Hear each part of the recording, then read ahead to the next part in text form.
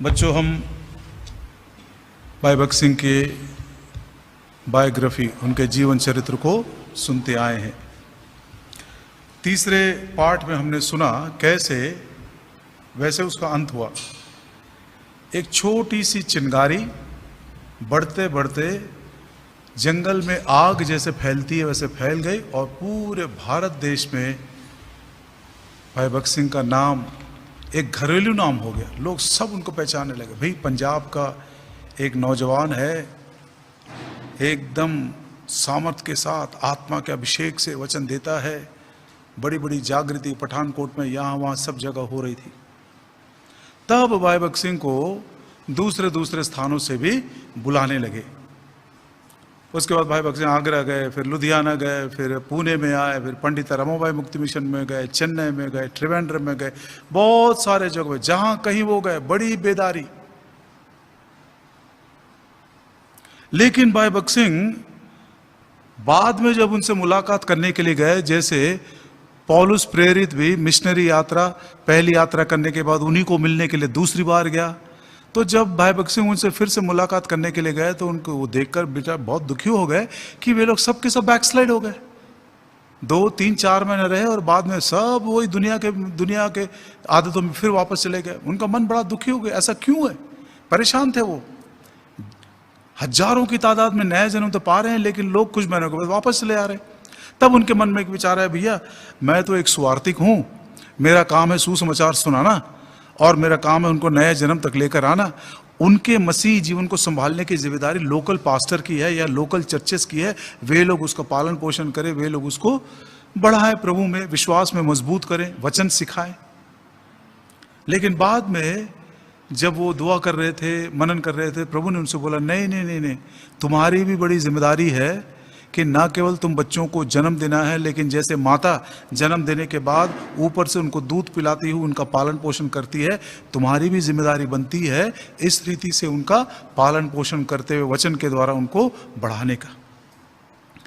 एक रात को भाई भगत सिंह का मन बहुत ही व्याकुल था। उस दिन वो उठकर घुटने में आए और बहुत ही स्पष्ट प्रभु से कह दिए। क्या कहे मालूम? Lord, I am ready to pay any price to do your thy will. हे प्रभु जी, कोई सा भी दाम चुकाने के लिए मैं तैयार हूं तेरी इच्छा को पूरी करने के लिए। जो तू बोलेगा मैं करने के लिए तैयार हूं। हो सकता है इस रीति से आज जब मैं अपना समर्पण कर रहा हूं तो मेरे मित्र भी मेरे विरोधी हो जाएंगे, कोई परवाह नहीं। हो सकता है लोग मुझको वचन देने के लिए निमंत्रण नहीं देंगे, द्वार बंद हो जाएंगे, कोई चिंता नहीं। प्रभु जी, अब इस रीति से आने वाले दिनों में चाहे मेरे सेवकाई के द्वारा तू एक का उद्धार करेगा, बड़ी भीड़ का उद्धार करेगा, उसकी भी मैं चिंता नहीं करता हूं। तू मुझको कहां रखेगा उसकी भी मैं चिंता नहीं करता हूं। प्रभु जी, आज मैं तुझको ये प्रॉमिस करता हूं कि मैं आपकी इच्छा को पूरा करने के लिए जितना भी दाम है उसको चुकाने के लिए मैं तैयार हूं। यह बात समर्पण के साथ जब भगत सिंह ने बड़ी ईमानदारी से कहा तो कहते हैं अचानक एक बड़ी शांति उनके मन के अंदर आ गई। सारा संघर्ष और सारी चिंताएं दूर हो गई। उनके मन की जो व्यथा थी वो भी दूर हो गई। और उस समय प्रभु ने उनको एक वचन याद दिलाया। कौन सा वचन? निर्गमन की किताब 34 अध्याय 10th verse, behold I will do marvels. देखो मैं अद्भुत काम करूंगा। और भाई भगत सिंह के सेवकाई का मतलब ये दर्शन जब उनको मिला था तो सेवकाई का एक प्रकार का फाउंडेशनल प्रॉमिस है। Behold I will do marvels. देखो अब मैं ऐसे ऐसे काम करूंगा जो पहले नहीं देखा गया था। अब उसी बात पर जब वो मनन करते हुए समर्पण कर रहे थे तो प्रभु ने उनको एक और वचन याद दिलाया। प्रेरितों के काम 26 अध्याय और उसके 19 वचन में, मैं उस स्वर्गीय दर्शन के विषय में आज्ञा नहीं टाली। I was not disobedient to the heavenly vision. प्रभु जी, जो कुछ तू अब मुझको देगा। प्रभु एक अद्भुत तरीके से उनके हृदय को तैयार कर रहा था ये नए दर्शन के लिए। और उस रात उसने इस बात को कबूल किया। प्रभु जी, असल में कहीं नॉर्थ पाकिस्तान का रहने वाला व्यक्ति साउथ में कैसे रहेगा बताइए। लेकिन मद्रास के लोग, चेन्नई के लोग, राजमणि बोलिए, ये दोराराज बोलिए, ये सब बड़े बड़े लोग जो हैं बड़े लौ लगाकर प्रार्थना कर रहे थे। कहते हैं ये चेन्नई के उस दिन के जो बड़े बड़े दिग्गज लोग थे वो ये प्रार्थना कर रहे थे, प्रभु जी योना के समान यदि भाई भगत सिंह आज्ञा नहीं मानकर चेन्नई को छोड़कर चले जाना चाहता है तो उसको मछली के पेट में भेज दो ताकि जब वो उस पेट से निकलेगा तो वापस चेन्नई में आएगा। ऐसा वो प्रार्थना कर रहे थे। और भाई भगत सिंह वाज रेजिस्टिंग, वो इस विचार का विरोध कर रहे थे। वो उनकी इच्छा थी भी नहीं चेन्नई में सेटल होने के लिए। लेकिन उस रात को जब प्रभु ने उनसे बातें की, उस रात को उन्होंने जब समर्पण किया, उस रात को उसने आत्मा की आवाज सुनी, behold I will do Marvels, उस रात को उनको प्रोत्साहन मिला। मैं उस स्वर्गीय दर्शन को नहीं टाला। तो प्रभु को कह दिया, प्रभु जी मेरी इच्छा तो नहीं थी, लेकिन यदि तू चाहता है तो मैं जरूर चेन्नई में ही रहूंगा। क्या करना है मुझको अभी तक नहीं मालूम। प्रभु ने उससे कहा, उसी प्रेरितों के काम के 28 अध्याय में, जैसे पौलुस ने 30-31 में लिखा हुआ है, 2 सालों तक एक किराए का मकान लेकर रहा और जो कोई उसके पास आते थे परमेश्वर के राज्य का संदेश उनको सुनाता रहा। भाई भगत सिंह चेन्नई चले गए और अपने साथियों को बुलाया उसने, और उसने कहा प्रभु इस रीति से मुझसे बातें कर रहा है। तो अपने सारे साथ कम से कम 19-20 साथी लोग थे उसके, वे लोग सब 21 दिनों के लिए कूनूर चले गए। एक हिल स्टेशन है तमिलनाडु में। कूनूर में जाकर 21 नाइट्स तक प्रार्थना करते रहे। प्रभु ने स्पष्ट अपना वचन उनको दिया और स्पष्ट मार्गदर्शन दिया कि चेन्नई में जाकर ही एक किराए का घर लेकर वहां पर सुसमाचार का काम और वचन देने का काम शुरू करना है। भाई भगत सिंह 21 दिनों की प्रार्थना के बाद उनसे पूछे, प्रभु ने ऐसा कहा है, क्या आप लोग सब मेरा साथ देंगे? उन्होंने कहा, जो भी प्रभु आपसे कहता है हम जरूर आपका साथ देंगे। ऐसे समर्पण के साथ सब के सब चेन्नई पहुंचे और पलावरम के पर्वत के ऊपर एक रात उपवास प्रार्थना के लिए गए, होल नाइट प्रेयर के लिए। पलावरम पर्वत पर वहाँ पर एक मुसलमानों का एक श्मशान घाट है, मुसलमानों का कब्रिस्तान है, एक पुराना मकान है वो। वहां पर जब वो गए तो वो जगह में सांप और बिच्छू ये सब बहुत होते हैं। तो आधे लोग सांप और बिच्छुओं को मारते रहे, उनसे बचते रहे, आधे लोग प्रार्थना करते रहे। उनकी पारी खत्म हो गई तो ऐसा टर्न बाय टर्न वो करते रहे और धीरे धीरे रात भर प्रार्थना करने के बाद ये बिच्छुओं के ऊपर, सांपों के ऊपर विजय मिलने के बाद जब नए दिन के सूर्य की रोशनी चमकने लगी तो भाई भगत सिंह से प्रभु ने कहा, जैसे सांप और बिच्छुए आक्रमण कर कर मनुष्य का जान लेते, ऐसे खतरनाक विरोध का सामना तुमको करना पड़ेगा, लेकिन मैं तुमको बचाए रखूंगा। जैसे रात भर मैंने अंधकार में तुमको बचाए रखा, चेन्नई में विरोध होगा, बहुत सारी बातें होंगी, लेकिन डरना नहीं, मैं तुमको बचाए रखूंगा। इस आश्वासन के साथ वो एक छोटे से कमरे में आ गए।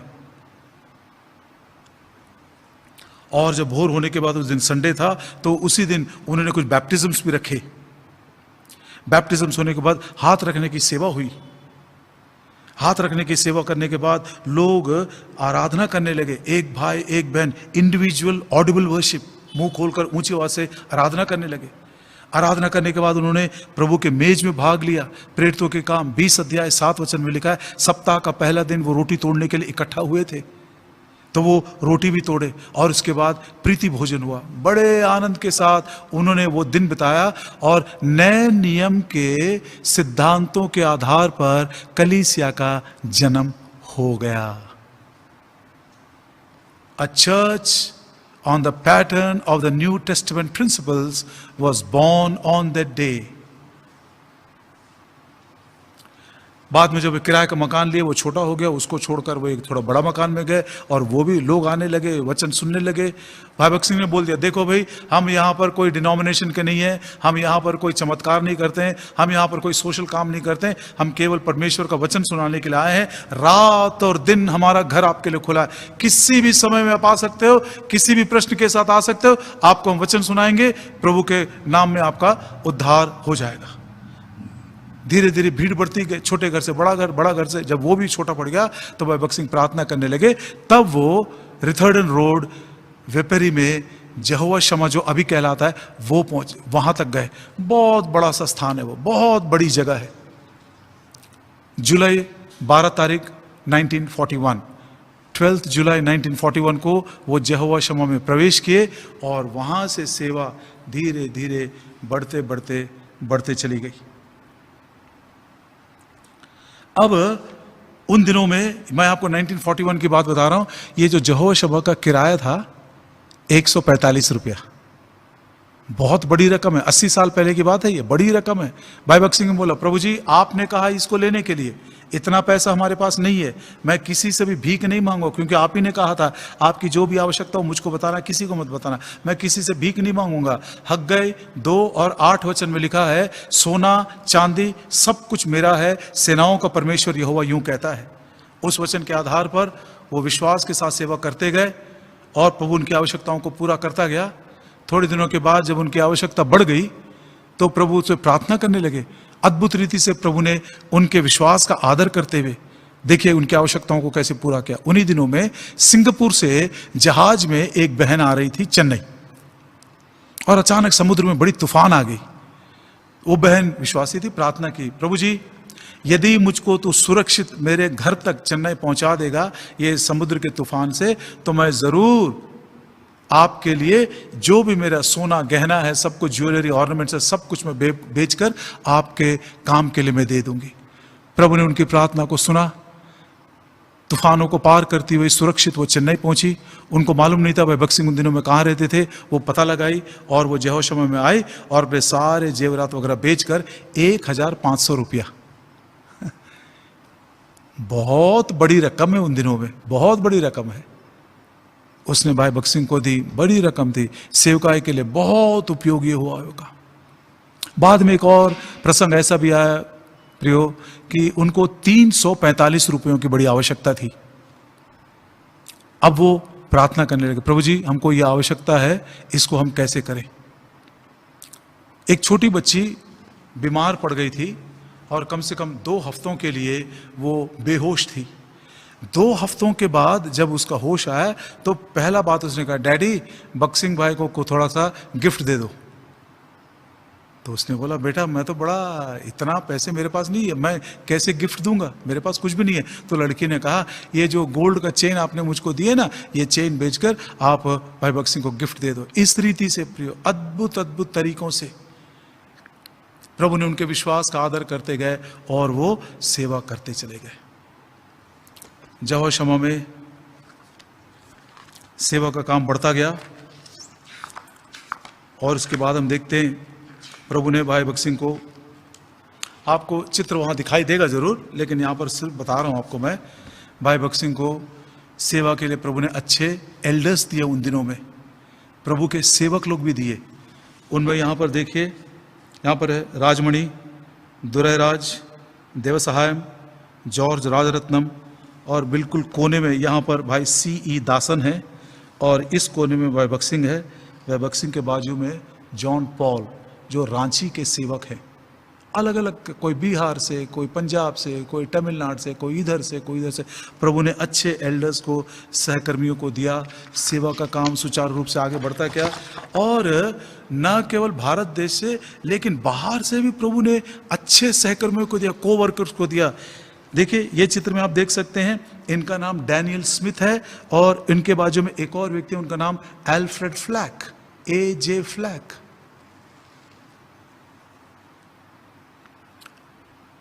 हमारे फेलोशिप में 2 बेहतरीन बाइबल शिक्षक थे, बाइबल टीचर्स थे। एक आपने यहां पर देखा जिनका नाम है भाई C.E. दासन और दूसरा A.J. Flack. Wonderful Bible teachers. ऐसे ऐसे लोगों के द्वारा प्रभु ने सबको इकट्ठा किया और काम बढ़ता चला गया। थोड़े दिनों के बाद एक और व्यक्ति सहकर्मी के रूप में, जिसका नाम है चार्ल्स गोल्ड्सवर्दी। चार्ल्स गोल्ड्सवर्दी 5 साल की उम्र में नया जन्म पाए और मृत्यु से पहले दुबई में जब वो गवाही दे रहे थे तो उन्होंने कहा, उद्धार पाने के बाद एक बार भी मैं पीछे मुड़कर नहीं देखा। क्या गवाही सुनिए, ऐसे ऐसे सहकर्मियों को प्रभु ने दिया। और भाई गोल्सवर्दी उन दिनों की सेवकाई जो यहोशू में चल रही थी, उनका उसने बहुत ही सुंदर अद्भुत वर्णन किया। बोलता यहाँ पर जो सेवक लोग हैं अपने पत्नियों के द्वारा बड़ा कड़ा मेहनत और परिश्रम करते हैं। ना केवल वो प्रभु की सेवा करते हैं, सुसमाचार सुनाते हैं, लेकिन दूसरों की भी बड़ी सेवा करते हैं और सेवा बड़े सुचारू रूप से चलता है। और यहाँ पर हर संडे को आराधना की सेवा होती है। एक भाई एक बहन 1-1 घंटा 2-2 घंटा। उन दिनों में सुबह 10 बजे आराधना की सेवा शुरू होती थी, शाम को 4 बजे आराधना खत्म होती थी। भाई भक्त सिंह उन दिनों में 6-6 7-7 गाने गाते थे। गाने वाले, बजाने वाले, आराधना करने वाले। और ये आराधना करने के बाद वचन दिया जाता था। वचन के आधार पर लोग अपने आप को जांच कर, परख कर, यदि कोई बातें ठीक ठाक नहीं है तो आपस में एक दूसरे से क्षमा मांगकर लोग बड़ी योग्यता के साथ प्रभु की मेज में से भाग लेते थे। और ऐसे भाग लेने के द्वारा जिनका विवेक शुद्ध हो गया है, मन वचन के लिए बड़ा भूख उत्पन्न होता था, तो भाई भक्त सिंह एक अंतिम संदेश उनको देते थे।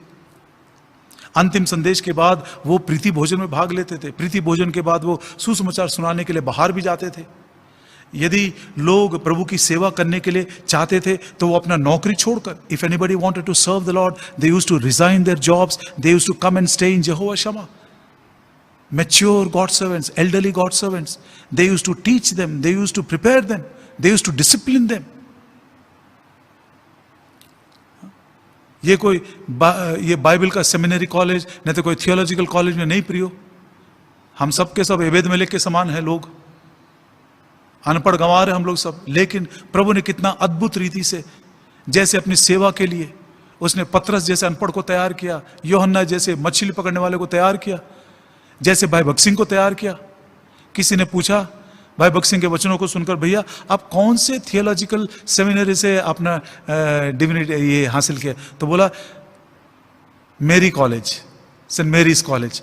सुनने वाला दंग रह के बोला सेंट मेरीज कॉलेज का थियोलॉजिकल सेमिनरी अभी तक मैंने सुना नहीं कभी। तो बोलते आपने कभी नहीं सुना? लूका के 10 अध्याय में हो, मरियम यीशु मसीह के पांव के पास बैठकर वो उत्तम भाग को ग्रहण की। सो प्रभु के चरणों के पास बैठना ही वो हमारा सेमिनरी है। ऐसा प्रभु के चरणों के पास बैठकर उसकी मीठी वाणी को सुनना, और ऐसे परिपक्व मैच्योर सेवकों के द्वारा दूसरे जवान लोग तैयार होते थे, डिसिप्लिन पाते थे। कोई किसी को सैलरी नहीं देता था, नो सैलरी। भाई गोल्सवर्दी लिख रहे हैं ऐसे बात सब, भाई गोल्सवर्दी लिख रहे हैं, कोई तनख्वाह नहीं, कुछ भी नहीं, विश्वास से जीना है। प्रभु यदि आपको किसी के द्वारा कुछ देता है तो ठीक है, नहीं तो देता तो ठीक है। उधारी में बाइबल भी नहीं खरीदना है। भूखा हूं किसी को बोलना भी नहीं है। सेवा के लिए जा रहे हो तो बस का टिकट नहीं है तो पैदल चले जाते थे 12-15 किलोमीटर। अपनी आवश्यकता को एक से भी नहीं कहना। ऐसे विश्वास का जीवन, प्रैक्टिकल लाइफ सिखाते हुए काम आगे बढ़ता चला गया। और वहां पर प्रियो कोई मेंबरशिप नहीं है, ना मेंबरशिप फी है। मालूम आपको, इस कलीसिया में कोई मेंबरशिप नहीं है। जो कोई प्रभु यीशु मसीह को विश्वास से अंगीकार करके जिनके नाम जीवन की पुस्तक में लिखे हैं, वे सब के सब इकट्ठा होते हैं, आत्मा और सच्चाई से आराधना करते हैं, उसी आत्मा में सेवा भी करते हैं एक साथ। वहां पर किसी को रेवरेंड, भाई गोल्सवर्दी ये सब लिख रहे हैं, वहां पर किसी को reverend, right reverend, bishop, arch bishop, ये टाइटल्स किसी को नहीं देते। वहां पर हर किसी को भक्त सिंह भाई और बहन, ब्रदर एंड सिस्टर। आपको मालूम हो, नौजवान बच्चे, 20-20 साल के बच्चे जब सेवा करने के लिए आते थे, वे लोग भी भक्त सिंह भाई को ब्रदर बोलते थे। हम तो अंकल बोलते हैं, कुछ लोग दादा बोलते हैं, कुछ लोग नाना जी बोलते हैं, लेकिन उन दिनों में सेवक लोग सब, you have to address them only like brothers and sisters. पौलुस जब नया जन्म पाया था, अननियास उसके पास आया, उसके सर के हाथ पर हाथ रखकर क्या बोला? ब्रदर पॉल, भाई। पौलुस फिलिपियों को लिखते समय सिस्टर्स कहता है, ये बहनें जिन्होंने सुसमाचार में मेरा साथ दिया, उनकी मदद करना। सबको ब्रदर्स एंड सिस्टर्स। भाई भक्त सिंह बोलते थे, I don't want to become a pastor, I am not a pastor, I don't want to be called a pastor. मैं पास्टर नहीं हूं, मैं पास्टर बनना भी नहीं चाहता, पास्टर कहलाना भी नहीं चाहता हूं मैं। ऐसा प्रियो सादगी का जीवन, विश्वास का जीवन, नम्रता का जीवन, बलिदान का जीवन। मैं प्रभु को धन्यवाद देता हूं, हालांकि ये आत्मा थोड़ी सी बिगड़ गई है, लेकिन अभी भी कुछ शेष प्रजा है जो उसी दर्शन को जिन्होंने अपने सेवकों के द्वारा, माता पिता के द्वारा पाए हैं, और आज वो भी भाई भगत सिंह के साथ बोल सकते हैं, हे प्रभु जी, जो दर्शन तूने दिया था, स्वर्गीय दर्शन, उसको मैंने अभी तक नहीं टाला। सेवा का काम बड़ा चलता चला गया। और उसके बाद क्या हुआ,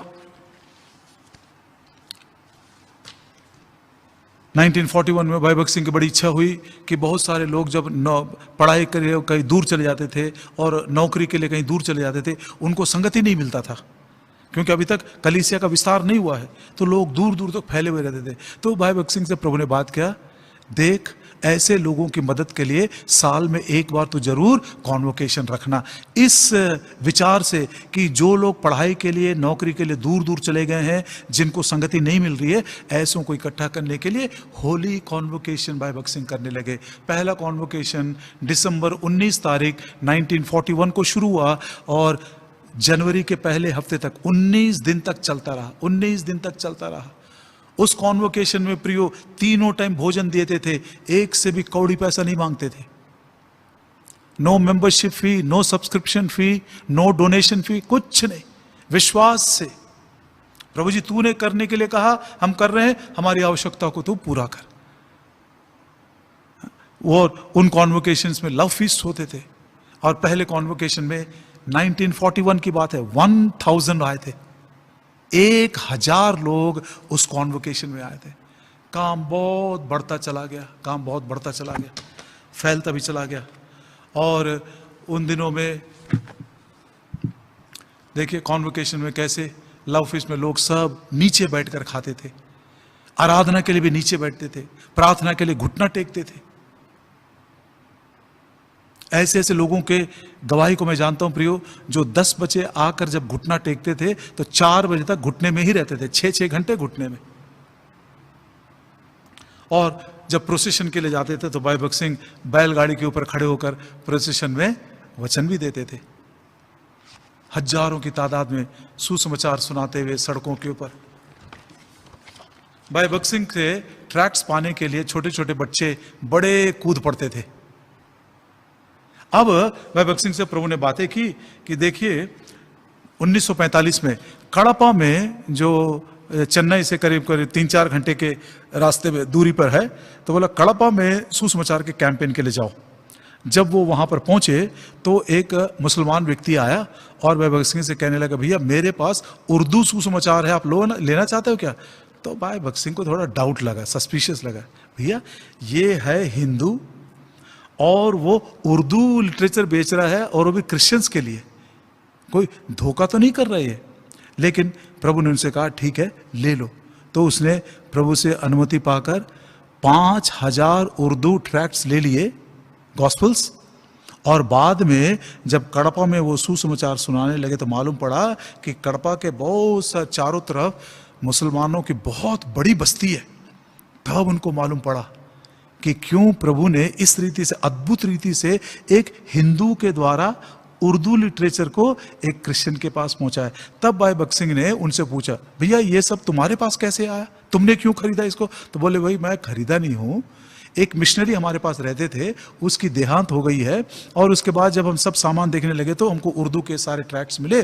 तो मैंने बाइबल सोसाइटी को फ़ोन किया, बताया, तो बाइबल सोसाइटी बोले हमको उर्दू की आवश्यकता बिल्कुल नहीं है, बक्सिंग नाम का एक व्यक्ति है जो चेन्नई में सेवा करता, उसको आप बेच दो, वो जरूर लेगा, इसलिए मैं आपके पास आया। अद्भुत रीति से प्रभु ने उनकी आवश्यकता को पूरा किया। और लोग इतने सारे ट्रैक्ट्स लेने के बाद भी और मांग रहे थे। सेवा का काम वहां से कड़पा को बेस बना लिया उन्होंने। टाइटस नाम का एक भाई था, रेलवे में काम करते थे, उन्होंने अपना घर खोल दिए। वहीं पर चर्च प्रेयर होता था, वहीं पर बाइबल स्टडी होती थी, सुसमाचार की सभा होती थी। धीरे धीरे आराधना की सेवा भी वहीं पर शुरू हो गई। और कड़पा को बेस बनाकर धीरे धीरे भाई भगत सिंह का पूरा टीम कर्नूल, प्रोद्दटूर, जमलमड़गू, द्रोणाचलम, ऐसे आंध्र प्रदेश के कई भागों में धीरे धीरे फैलते चले गए।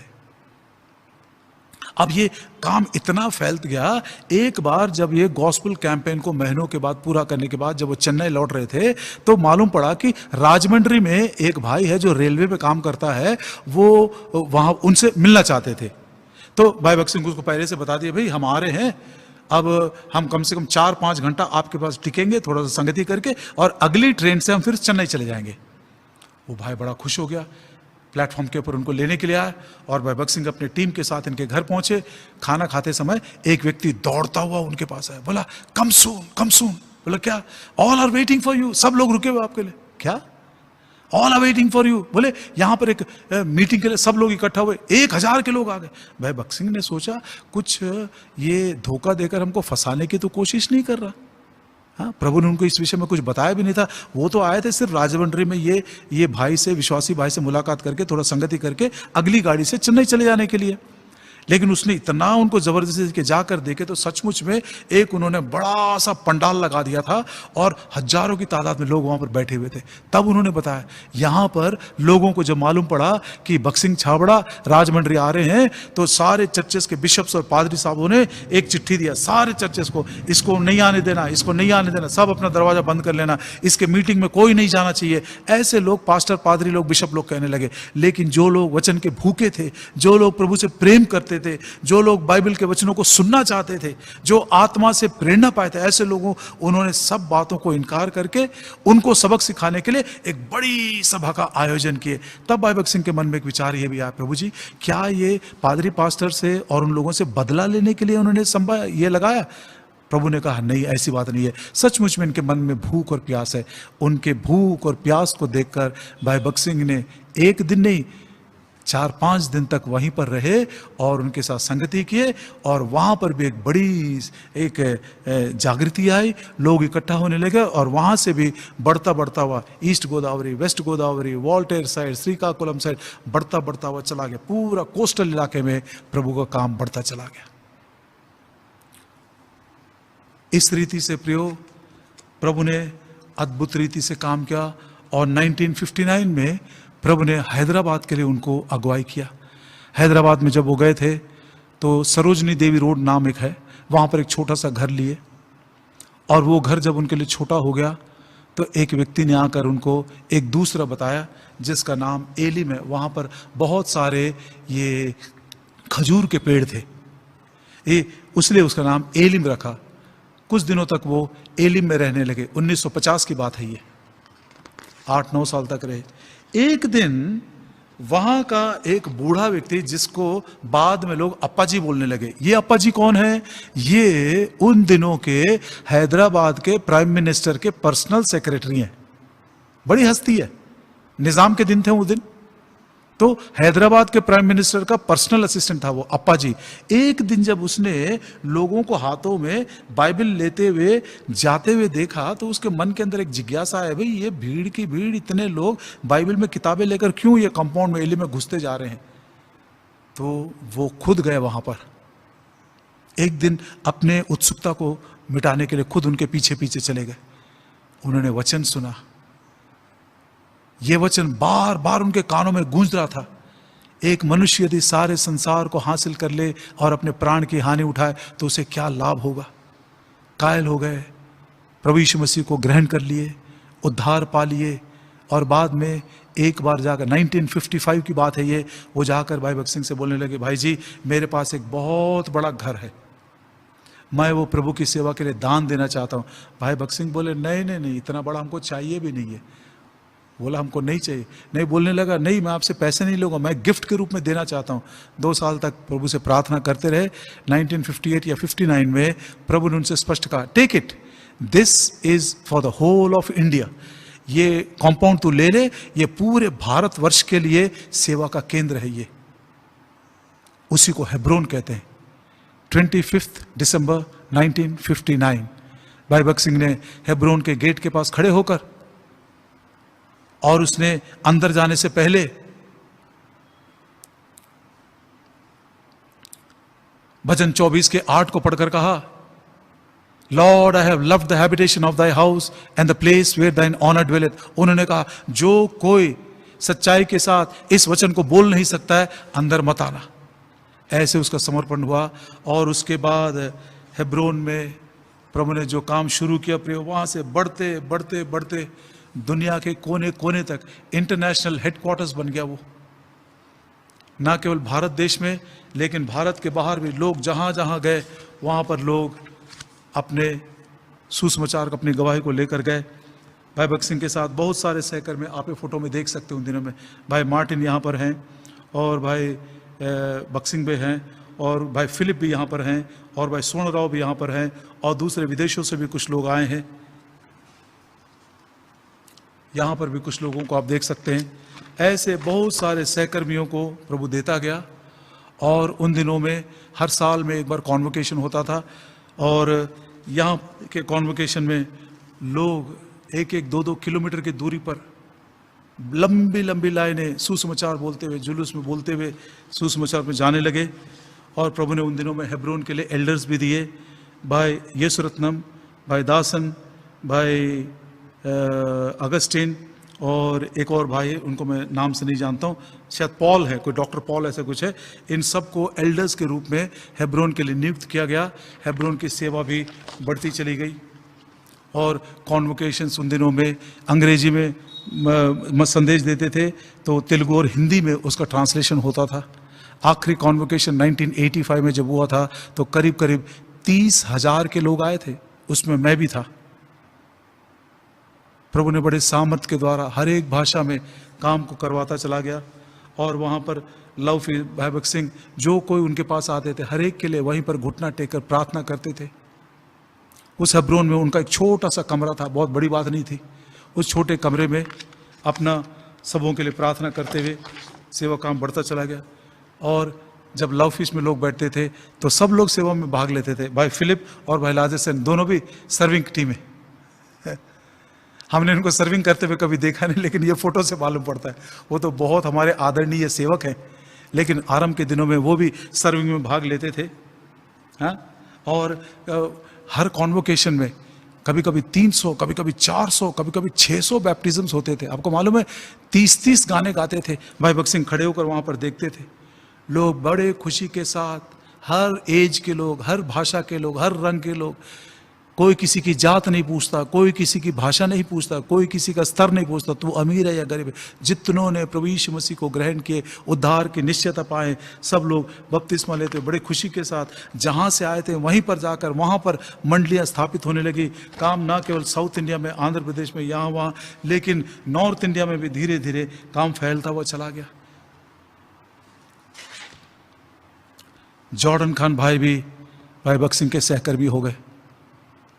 स्कॉटलैंड मिशन ने उनको कालिम्पोंग में एक मीटिंग के लिए निमंत्रण दिए थे। वो भी एक पठान है, पंजाब का रहने वाला, प्रभु यीशु मसीह को ग्रहण किया, वो भी सेवा कर रहा था। और एक बड़ी बेदारी को प्रभु ने वहाँ पर भेजा 10 अक्टूबर 1947, और उसके बाद 11 अक्टूबर 1947 5 लोग उद्धार पाए थे। उन्हीं 5 लोगों को प्रभु ने एक गेहूं के दाने के समान इस्तेमाल किया। और आज कालिम्पोंग, दार्जिलिंग, सिक्किम, नागालैंड, अरुणाचल प्रदेश, ना केवल प्रियो, दुनिया के कोने कोने में, चाहे यूके बोलिए, ऑस्ट्रेलिया बोलिए, कनाडा बोलिए, यूएई बोलिए, जहाँ सिंगापुर बोलिए, सारे नेपाली भाषा बोलने वाले फैल गए। और भाई जॉर्डन खान ने जब सेवा की वृद्धि को देखा, उनको समझ में आया मैं अकेला इस सेवा को नहीं कर सकता हूँ। वो भगत सिंह भाई से मिलने के लिए जहोर शमा गए, उनके साथ संगति किए और उस सेवकाई को उन्होंने सौंप दिया। जैसे बारनबास ने अंताकिया की सेवा के लिए पौलुस को ढूंढ कर लाया और पौलुस के हाथों में सौंप दिया, वैसा वहाँ से काम फैलता हुआ बढ़ता हुआ चला गया। आखिर में एक बार दुनिया के प्रसिद्ध स्वार्थिक बिली ग्राहम से भी उनकी मुलाकात हुई। भाई बिली ग्राहम बहुत ही ज़्यादा प्रभावित हुए उनसे। बिली ग्राहम के साथ क्या बातचीत हुई और उससे हम क्या सीखते हैं, प्रभु की इच्छा हुई तो अगला पाठ और आखिरी पाठ में हम सीखेंगे। समर्पण किया, प्रभु जी मैं तेरी इच्छा को पूरी करने के लिए कोई सा भी दाम चुकाने के लिए तैयार हूं।